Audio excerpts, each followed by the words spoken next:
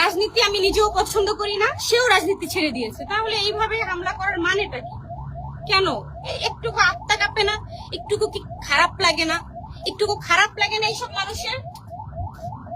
দেখেন হাতগুলো কিভাবে ভেঙে ফেলছে, দুইটা হাতই ভেঙে ফেলছে, হাতগুলো কেটে ফেলছে, পার মধ্যে বাইরানো হয়েছে। এগুলো কি, কেমন অবস্থা? এটা কোনো কথা? এটা কি, এটা কেমন দেশে আমরা বাস করতেছি? এটা বলেন। কোনো মানুষের যদি নিরাপত্তা না থাকে, আজকে তারে মহানগর না কোথায় আফতাবনগরের মতো একটা জায়গায় যদি এইভাবে হামলা করে, এইভাবে যদি হামলা করে, কোনো জায়গা তারা বাদ রাখে নাই।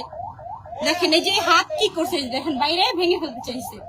তাহলে কোন দেশে আমরা বসবাস করি? কিভাবে আমরা ঘুমাবো নিশ্চিন্তে? বলেন, কিভাবে আমরা নিশ্চিন্তে ঘুমাই?